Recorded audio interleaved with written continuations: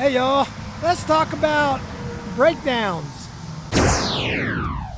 So just to be clear before I get started, I am not broke down. This is just where I'm off on the side of the road to bump some tires and to talk to you.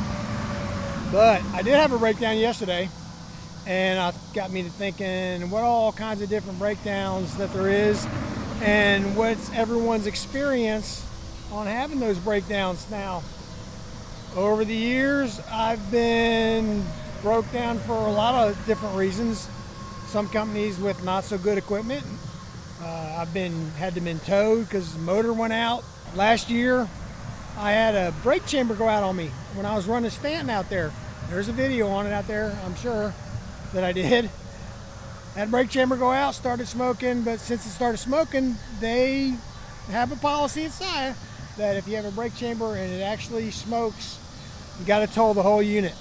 So, wrecker came out, caged the brakes on that trailer, and hooked me up and took me to Odessa, where I had to get another truck the next day. I had to lay down Odessa and get another truck because they want to check every single piece of equipment to make sure it's what the exact problem is on brake chambers, because they don't want to have a fire on the side of the road. But the most common, I think, breakdown that we all have is tires, right? And I've heard it said here recently that right now it's July and it's been really hot. I think it was 104 today in Texas, and in like somewhere in Phoenix, I think it's going to be like 120 this weekend. So I've heard it said that that is blown tire season. And I didn't have any for a long time, and I think I've had 3 already this summer. And one of them was brought to me that I don't think it was blown, I think it was just cut. But I've had 2 blowouts just in the last few weeks. And that's what happened to me last night. I had a blowout. Now there'll be a short video out. You'll probably have seen it before you see this video. But yeah, I was going along on I-30, only an hour from the yard, 9 o'clock at night, running pretty good. And I heard this big boom about mile marker 88, between 89 and 88. And there were other trucks around me. Don't get mad at me, but I was kind of hoping it was somebody else, this truck. But then I looked back and it had all that rubber coming out from behind me. So it was me. But it was in a good spot to happen, because I got off on exit 87. If you know that area right there, it's in Cattle Mills, Texas. There's a Pilot truck stop right there. And I thought, 9 o'clock at night, there's no way I'm going to find a place to park this set of doubles.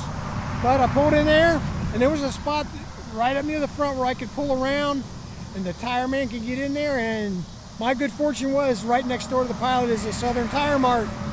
Now, of course, they were closed at 9 o'clock at night, but the guy on call didn't have any trouble finding me, because he's right there right next to me is where he works.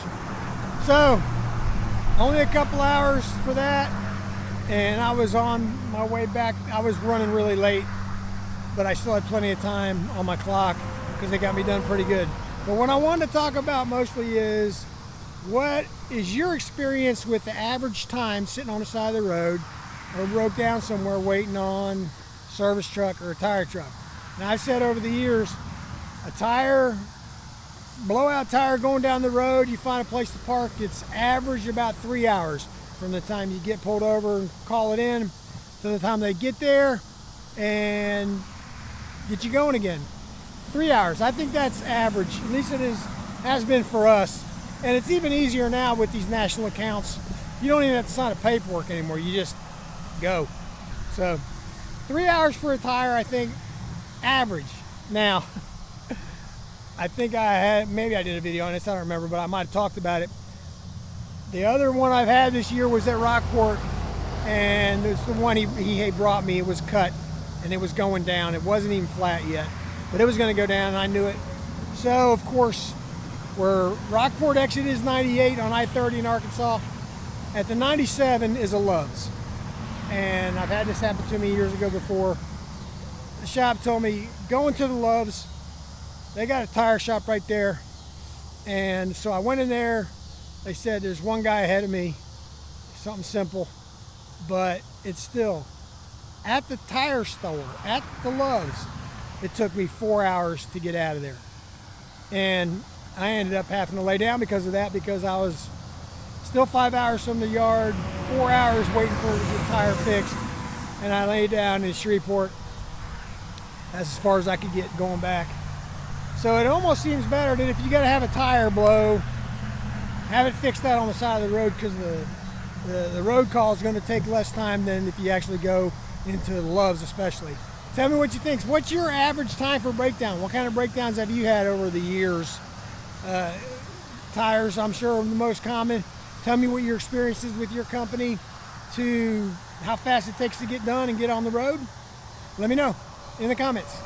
Stick around, watch some more of my videos. I appreciate it if you do. Like and share, all that good stuff. If you've subscribed to my channel so far, I really appreciate that. If you have not subscribed yet, please hit that subscribe button, and we'll see you later.